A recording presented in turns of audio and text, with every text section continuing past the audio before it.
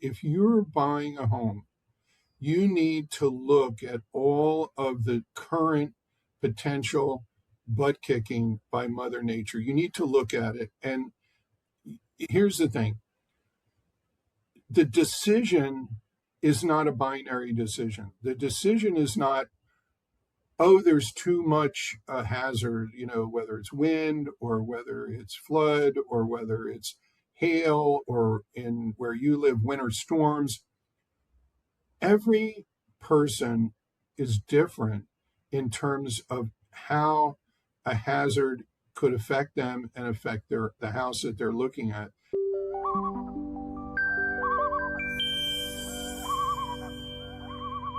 Welcome to the Waterfront Agent Podcast. This is Michael Travis. Today's guest is Albert Slapp. He is an entrepreneur and president of Coastal Risk Consulting LLC. He's developed what's called a RiskFootprint. It's a platform that uses advanced data and AI to provide comprehensive natural hazard and climate risk assessments, helping buyers and real estate professionals make safer, more informed property decisions. It goes beyond like a regular property inspection that you might have. It looks at the environment, things that can be done to help prevent future problems. It's a very interesting prospect. So here we are with Albert. Your business is so interesting because it thinks about future problems versus home inspection that talks about what's wrong with it now.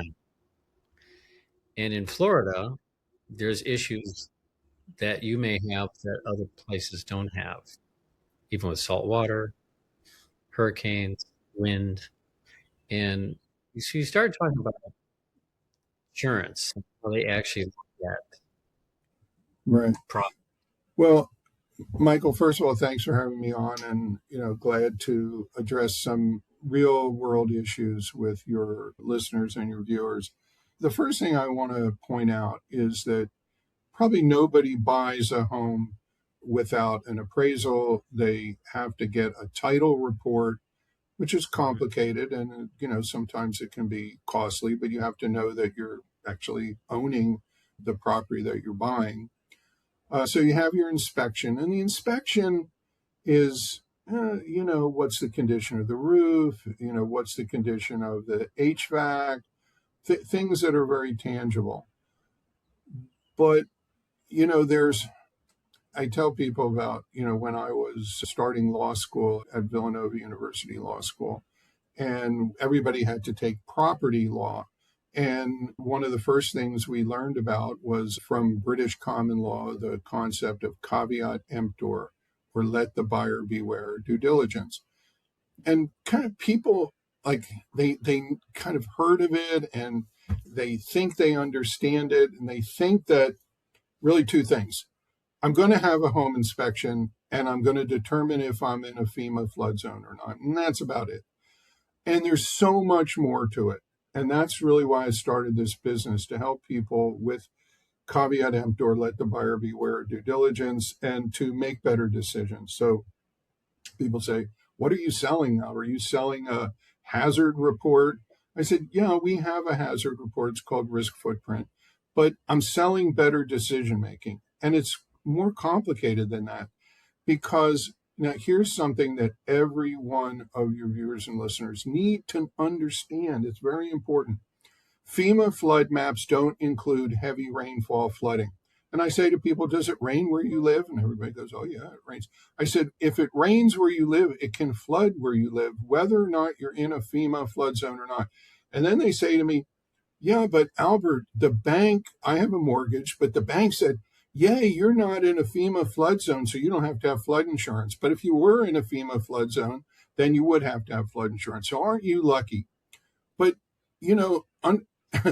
the National Flood Insurance Program, it's called NFIP. It's part of FEMA. It's not in the Constitution of the United States. It's not a right in the Constitution, but it is a right. Every person, every homeowner in the United States, whether they live in a FEMA flood zone or not, can get flood insurance with NFIP. And I have it. So my home is not it's on a golf course in Florida. it's not in a FEMA flood zone. But my model showed that water could come from the golf course in a very heavy rainstorm and get in my kitchen. So another thing that everybody needs to know is homeowners insurance doesn't include flood insurance. So if you want flood insurance, you have to get a separate policy from NFIP. And my policy for flood, because I'm not in a FEMA flood zone, is only $700 a year.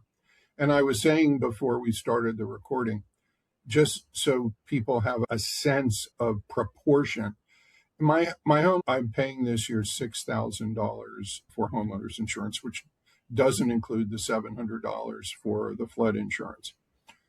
And that breaks down to $1,000 for everything except hurricane winds, and hurricane winds are $5,000.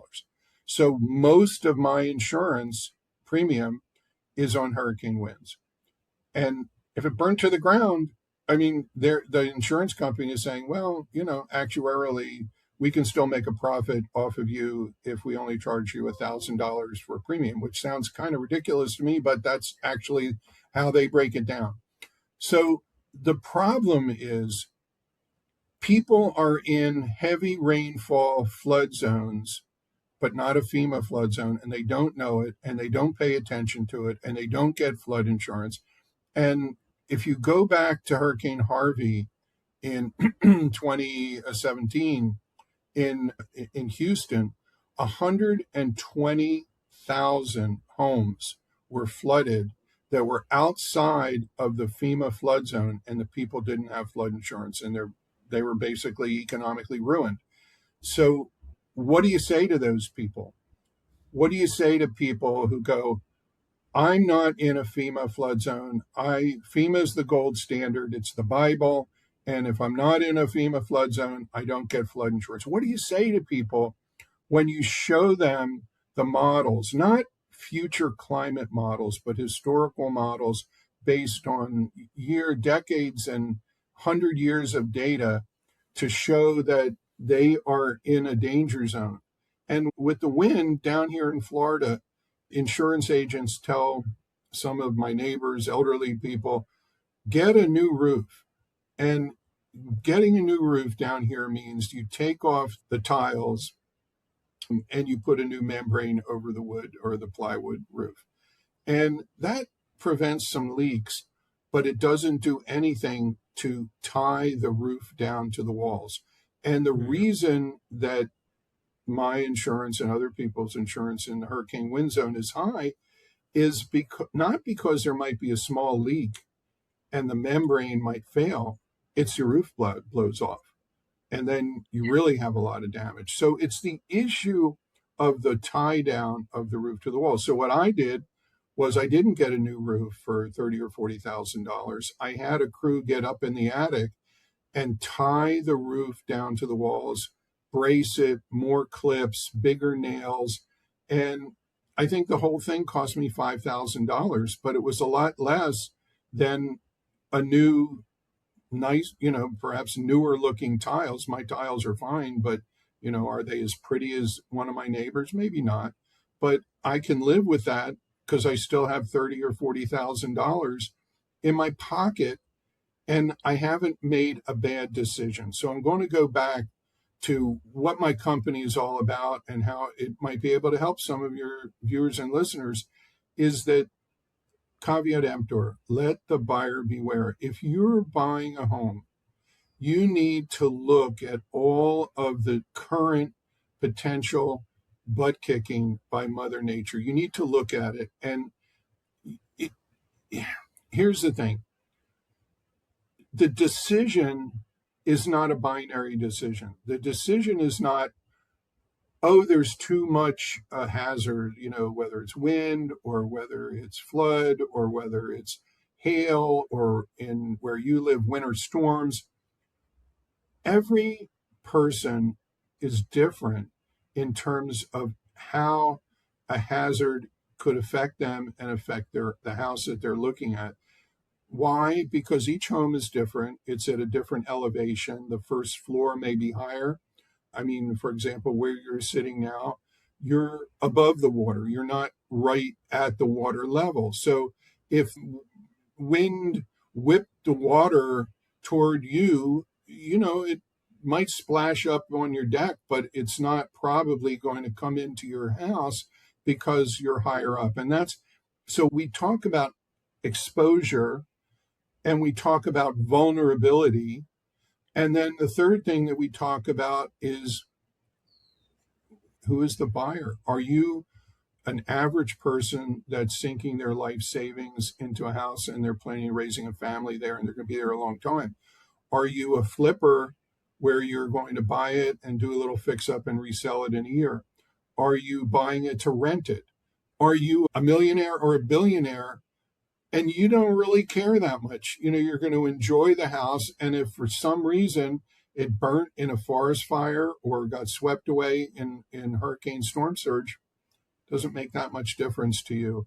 I wrote an article a couple of weeks ago for LinkedIn about this island off Miami called Indian Creek, and it only has 41 homes on it, and the center of the island is a golf course. But I think the highest point on the island may be 6 or 7 feet above sea level, and all the 41 homes are right at the water's edge, and they're all owned by billionaires. It's called the Miami Billionaires Bunker, Indian Creek Island.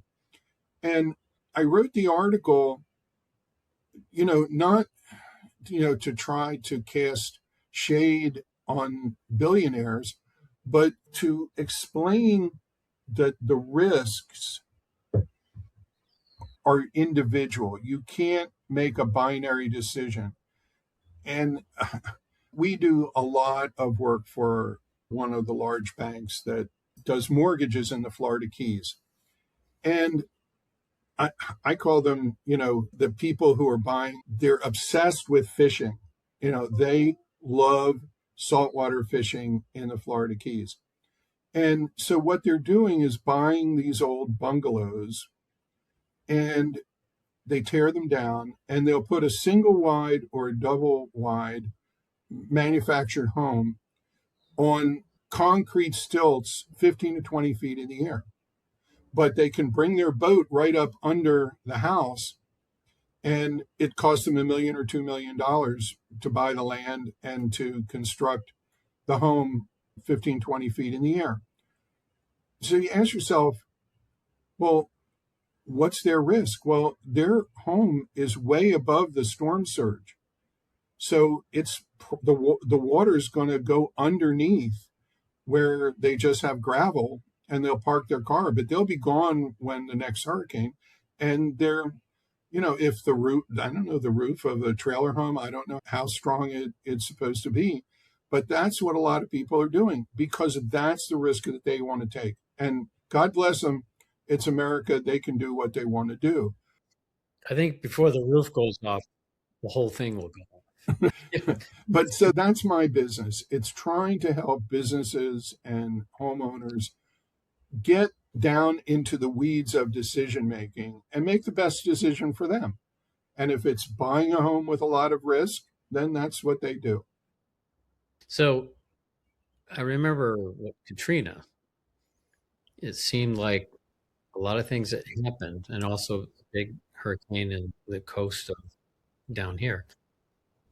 The insurance company would argue, well, the hurricane, it was the storm surge. So it was the water that caused the problem, not the wind.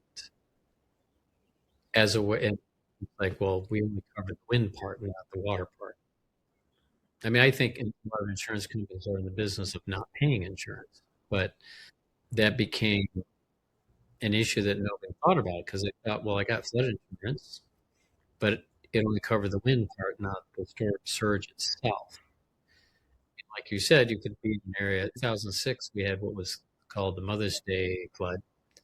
It rained in 13 inches a day, which in New Hampshire is unusual. And there were rivers that diverted, docks that floated away, houses that, like you said, never had a risk. But flood insurance wasn't anything you would ever consider. The same thing with earthquake insurance. We don't have a lot of earthquakes, but if there was, and it's like $15 or something.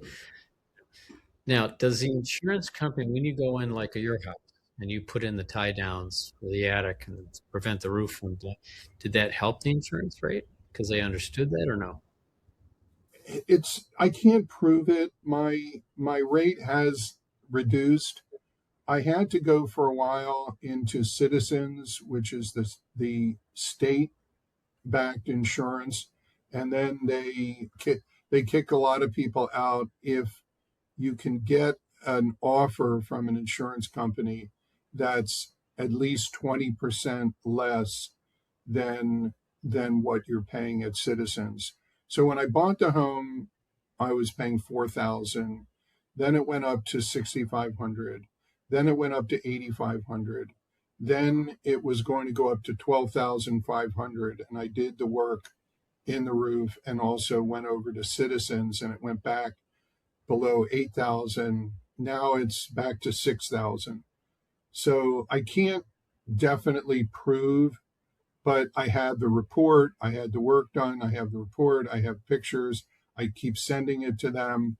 And also I have the flood insurance. So I think it did. And I would argue to people that it's worthwhile to do it because the insurance is one part of it, and it's an important part because it gets pretty pricey and pretty expensive. But it's also the sleeping better at night that you made a wise decision to make your house safer and more resilient to, as I call it, Mother Nature's butt kicking. And, one of the things that I don't understand, and I'm, my own brother, I'm trying to talk him. He wants to make an investment near where he lives in New Jersey Shoretown. And he said the classic, well, it hasn't flooded at that height down here yet. It's flooded, but it hasn't been that high.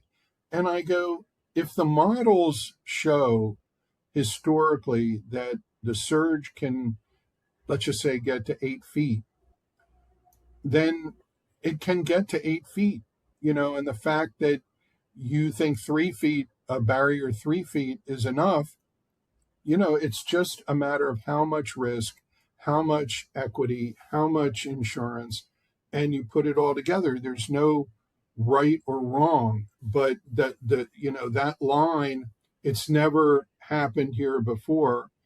Really, truthfully, when people say that, usually they haven't done enough historical research. So, for example, Asheville, North Carolina, everybody knows how badly they got hit a few years ago. And, when the news reporters and the journalists went down there and the town was devastated when the two rivers there overflowed, they said, we never knew. We thought it was, one of the safest places. In 1916, the town was destroyed by the same sort of flood. And they never built town fathers or whatever somebody knew, they never put levees in on there. There was Asheville is right on the river, and they never put levees in.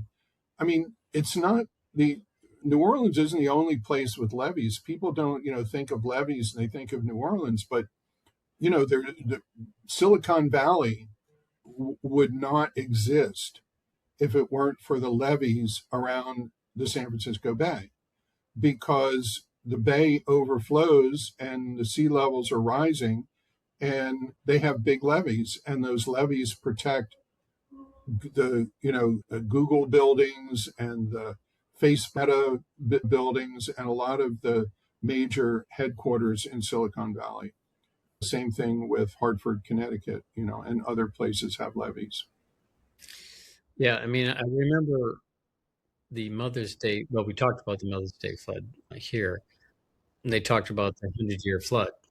2 years later was another one. There are people, of course, who don't believe there's anything like climate warming because just because it's cold outside, it must mean there's no climate warming, right? It's a misunderstanding of what the climate is doing. I went to Alaska and on a small cruise where they could get into and to see that the ice the icebergs and the glaciers had in a very short time melted a mile. So people don't want to see what they don't want to see, right? Now, your report, I mean, what's like the cost of doing a comprehensive report? It's $200. Anybody can buy it online. You'll have it the same day. And then, unlike, perhaps others, we're there to talk to people, and we have our risk experts who can help you make a better decision. And that's, it's, I mean, it's not just a score. There's maps, there's different levels of flooding shown and different meters. And so there is some complexity with it. But look, people, we were talking about in everybody buying a home, you get a title report. I don't know if you've ever read a title report, but it's complicated. It's like meets and bounds and Yeah. so many feet from this and so many. So it's like, well, people are going like, I don't really understand a title report, but I have title insurance, so I guess that protects me. And what I'm saying is that insurance does not protect you from everything, and you need to dig down a little deeper. Insurance is not a get out of jail free card, and most people don't have flood insurance who actually need it. So you don't even have, most people don't even have that. So we're going to help you make a better decision. Well, and I think it was 1935, a tsunami went completely over Long Island. And so that means Long Island could be affected anytime, right? So, but I see this as short money to save big money. And as you said, knowing stuff you probably wouldn't have known, like just putting tie downs on the roof and suggestions of, you know, keeping things away from your title insurance only covers the property in terms of boundaries and people and past owners showing up and saying, this is my house. An inspection doesn't guarantee anything. It just says what might be there and they still missed it stuff. And then insurance, basically property insurance is just to cover if there's fire. And it's really interesting that only $1,000 of a $6,000 policy is for everything else other than wind. I had a client that was doing a condo in Florida, 54 units. Each unit paid $1,000 a month for flood insurance. And they're all 3-story homes. So if there was a flood, it would only affect the ground floor. In a canal, too. So it's the exposure to big storms. Well, it's funny, you mentioned you went to Alaska, and I've been to Alaska a couple of times myself and love to see the glaciers. And of course, if you study history and the history of geology, most of a lot of the world was covered by glaciers 10,000 years ago at the end of the last ice age. And then so much water was concentrated and tied up in the glaciers, and that certainly covered where you are. And then the glaciers started receding and the world started warming. And of course, we have the biblical story of the flood that wiped out mankind. But, the Old Testament story of the flood isn't the oldest flood story. There's older flood stories by thousands of years. The Gilgamesh epic, 1,000 years before the Old Testament was written, has a flood story exactly the same as the one in the Bible. And so the whatever that flood was, it affected a lot of people all over the world when the glaciers started melting, right? And so that's what's happening now. We're going through yet another warming trend period. It's very well documented. And you, being in Alaska, you see the glaciers where they were 50 years ago, where they were 100 years ago, and where they are now, and how rapidly they've melted. Well, where did the water go? Went into the ocean, and the oceans are rising. And that means that when there are storms, at high tide, which the storm can blow through at low tide, or it can blow through at high tide, or low tide and high tide and low tide again, depending on how long the storm sticks around. But the high tides are higher. So it's bringing the waves and the water higher into your home, your condo, your apartment building, your hospital, whatever it is, retail. And we have to think about those things. We have to figure out, for example, hold time. If you say, and I'm sure a lot of people and retired people and other people in New Hampshire have a place in Florida because they, want to get out of the winter for a while. Fine. But they need, and that's what people want. So they should have what they want. But they can also make an informed decision so that they're not just rolling the dice with Mother Nature, but the building that they're in is higher, that's protected, it has some hardening of the electricity system, maybe a backup generator so that the elevators can work. Some people leave their cars down there, not necessarily a good thing if you're leaving an automobile down there during hurricane season. I'm doing work with quite a few high-rise condos in Naples and Florida.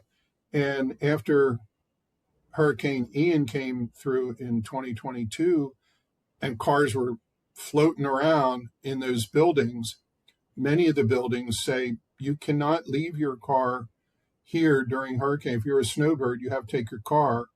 Or if you want to leave a car, you pay us, you leave the keys, and we will evacuate for a fee. We'll evacuate your car to higher ground if we have enough time before the storm comes in. So some buildings actually have that to offer. Oh, it's a short window of time. Well, 3 or 4 days, maybe 3 or 4 days. Yeah, so Florida also had some problems with some of the condos collapsing because of structural issues. Now, where that affects New Hampshire is I've had transactions with like an older 3-story condo, and the lender wanted the buyer and the seller to sign a statement that they wouldn't be responsible for future structural issues that could come up, which is odd because they don't own the building. They own a piece of it inside, and they don't own the structural part of it. That's a hard thing to explain, but it started with some of those buildings going down. And of course, we don't have 50-story condos made of cement. I don't know that something that would show up in a report. Yours is more environmental potential issues. Is it? But Michael, what we do, and we work with companies that do that work, that do structural and geotechnical engineering. So if our piece of the puzzle is an initial plant a red flag in the sand if there's a high risk condition, and then if the clients want to go further into the structure, into the glazing, the roofing, and things like that, we help them, because whether it's a home inspection or whether it's called on the commercial side or the condo side, it's called a property condition assessment, but it's basically the same thing. One of the issues, Michael, is, let's just say it's a 20-year-old roof and it's showing its age. one of the things, so 20 years ago when the building was built, let's just say, the code said you could put in a 90 mile an hour performance roof, okay? But it's in a hurricane zone, and our report shows that what you really need is a 150 mile an hour roof. So let's just say that the difference today in the cost of replacing the roof, which you're going to do anyway, but you are grandfathered in to put in a 90 mile an hour roof or to put in a newer 150 mile an hour roof, let's just say it's another 250,000 or however much it is. We would help them to determine if there's an ROI, a return on investment, whether it's a positive return on investment, to run some economic models and damage models. That's the kind of stuff that we do, again, to help them make a better decision. The easy decision is, yeah, we have to put a new roof on, or the bank is telling us, or the insurance company is telling us, but we can just replace it in a like kind. But maybe that's not the best deal in the long term for the condo owners or the company that, let's just say it's a rental building that owns the building. And we can help them make a better decision. Well, I mean, I go a little step. There's no such thing as 100% return on investment in most renovations, a roof being one of them. However, a roof is a difference sometimes of even getting insurance. If you don't have insurance, you can't get a mortgage. If somebody has a capital gains issue, I suggest, well, it's better to fix the roof as an expense than reduce the price. That's just a financial decision. And if a buyer says to replace the roof, they benefit for the next 25 years, and you don't as a seller. But you're having taxes that change. We didn't have 150 mile an hour shingles 20 years ago, I don't think. And there's new technologies, metal roofs, things like that, and whatever. Those are things that you can identify. Now, from a standpoint of uncovering, what would you call are the hidden waterfront hazards? And it may be different here than they are.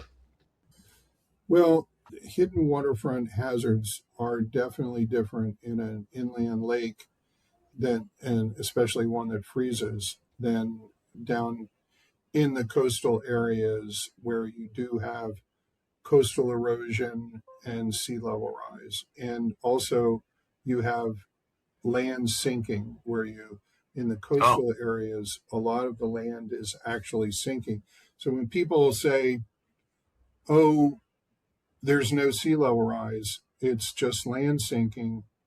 Number one, that's not true. But number two, whether the land is sinking or the sea level is rising or a combination of both, which is what's happening, more and more water is over the land surface more and more days and more hours in the day. And that puts salt water over your property. It puts salt water over the roads that lead to your property so that people don't want to drive through it. And sometimes, since the roads dip and we don't have, our stormwater systems in certain areas of, let's just say, Miami Beach or Miami, where they have big tax base and they have raised some roads, they have put bigger stormwater pipes underneath the roads and even some pumps. That's fine where it's been done, but it's not done everywhere in those jurisdictions. And in the jurisdictions that don't have the kind of tax base that those big cities have, they can't afford to do that. So what happens is people are driving their cars around, they're driving through salt water. Sometimes they stall out. It even happened to my brother. He had a pretty fancy car, and he was driving it to go to the market, and it was a rainy day, and there was what he thought was a puddle, and he goes through it, and the car stalls out because it's a, more of like a sports car. So he can't start it, and the chief of police drives by, who he knows, and they're out of their car, kind of in the rain, and they're calling a tow truck. And as they're there, they're watching the water rise. So it goes inside the doors of the sports car, salt water, and totals the car, totals it. Yep. And that was it. That was the end of, he had insurance, but that was the end of that car, because once the salt water got over the sill and got into all the wiring and everything down in there, that can't be fixed. So if that happens more and more, which it is happening, then it's going to affect taxes, it's going to affect market prices, it's going to affect where people want to live. Restaurants might have to move to higher ground. So all these things are things to keep our eye on, because they are happening today. Now, lakes are a whole different thing, because, I spent a lot of time living out in Colorado, and of course you have lakes that are fed by snow, and also, that are tributary to the Colorado River, and that are drying up because of the historic drought that we're in. Other lakes are actually rising because there's more and more rainfall, and it's ending up in some lakes. So again, I don't think there's one answer to your question about the water moving around on the ground and in lakes. Well, so here we have mud season. Mud season is when so in the wintertime, as it gets colder, the roads freeze from the top down as it thaws from the top down. But you could have a situation where it thawed 3 inches and then it's frozen. And then you have a big rainstorm, and that the mud becomes mush. Nothing you can do about it. Now, I was on a private road, and I made the suggestion for years. I said, always have stone ready to put into the mud, because when it's mud season, stone can't be delivered because we have, because of the roads. I remember coming to New Hampshire the first time, I said, this must be a poor state, because all the roads, the ice had basically, raised all the roads and just looked like terrible. This year, the problem was there was a drought in the fall. And again, it didn't affect here, but most of the state. So then winter came, and we had a bunch of snow. However, we would have rains, but the ground was still frozen. So the water couldn't be reabsorbed into the ground because it's still frozen. So all the rain didn't do anything toward removing the flood, the drought situation. And who predicted that? I don't know. But there's so many other factors here, because you have extreme. There you have extremes and really extreme. Here we have extreme. So your point about how the earth was covered in snow. I'm from Michigan, and the state rock for Michigan is the Petoskey stone, which is actually coral, which means the Great Lakes use salt water. And during the flood of 2000, the Mother's Day flood, there was so much freshwater rain dumping into the Piscataqua, which is tidal into the ocean, that it changed the makeup of the salt water. And so all the lobsters died. They couldn't get out of the traps because it became more fresh water than salt. Again, that was nature, it didn't affect people so much, except people on the river. But it seems like this is a kind of a no-brainer report to have, because it helps you plan what you want to do. You don't have to, I mean, I don't know how it's going to affect like a transaction per se. If somebody says, well, I have this report and says I need to put in, $1,000 worth of, stuff to hold the roof down in case it ever has a hurricane here.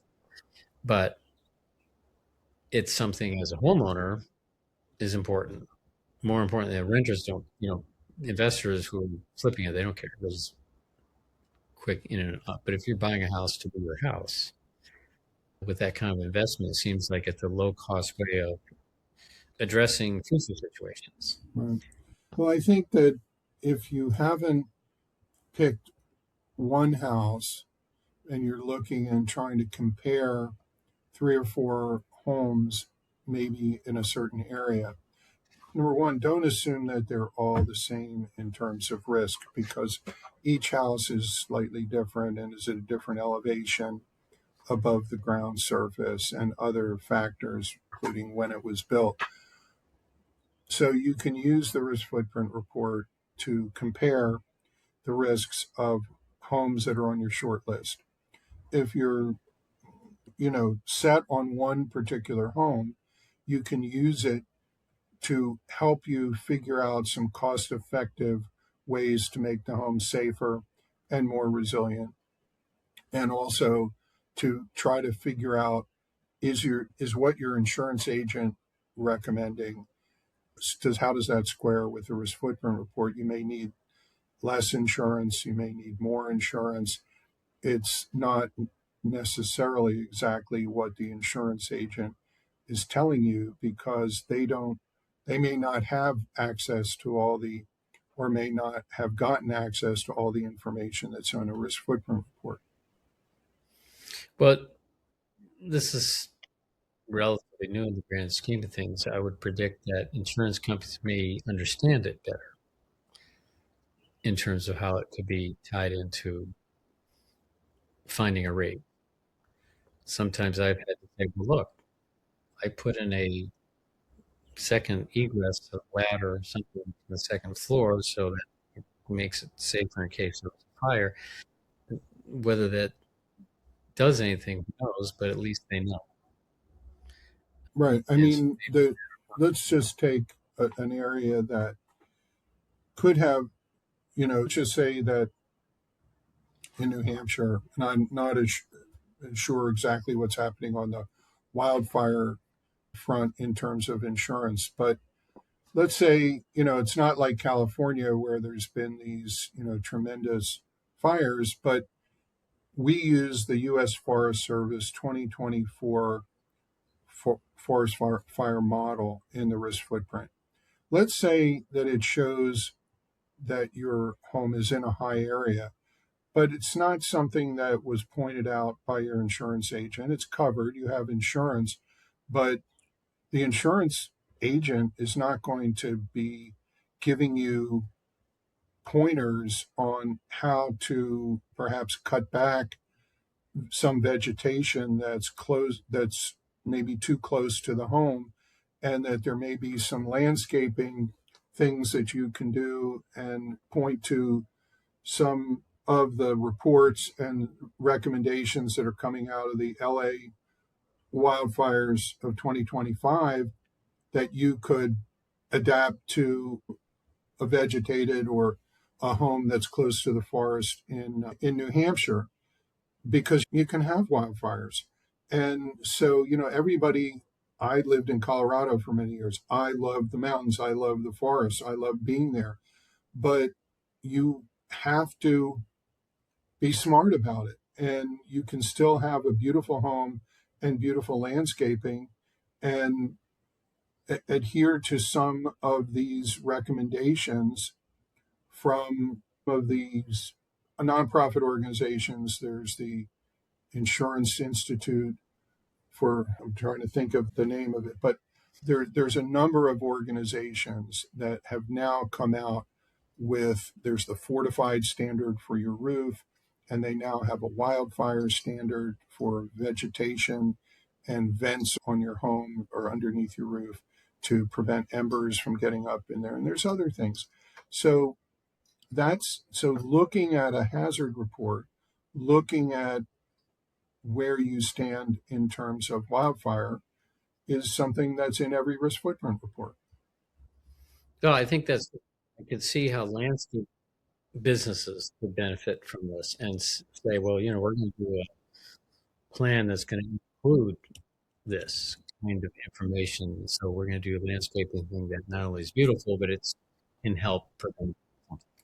And from communication, real estate agents, buyers, and sellers, saying, well, there are things you can do that make this investment an investment, really houses our liabilities, but long-term investments.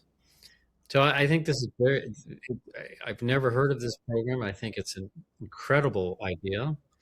So how would somebody find you? Well, just go to riskfootprint.com, and there's on the drop-down menu, you're either residential or commercial. So if you're in the residential area, click on that. It has a lot of good information for you. And you can buy it with the report with a credit card, and then you would have it the same day. So it's not going to hold up. If you're already under contract and you're in your however many day due diligence period, that varies by state or what's normal for the different areas and among the realtors, what your due diligence period is. You can get your risk footprint report in a day. And then if you want to talk it through, it takes an hour, half an hour to talk it through. And then you can decide, in the due diligence period, what do you want to do? Do you want to keep going? Do you want to not keep going? Do you want to factor it into the insurance pricing? Do you want to factor it into things that you might have to do to protect the building and how much that's going to cost? And, even potentially renegotiate the sales price. Well, as a homeowner, I can see a benefit to doing this. I mean, while I was renovating, I spent a lot of time thinking about windows, insurance, spray foam insulation versus regular insulation. Things make it energy efficient, which, metal roof versus asphalt roof, whatever. It seems like this is valuable for anybody. So I'm so happy to learn about this. I'll do a report and see what it says about what I did.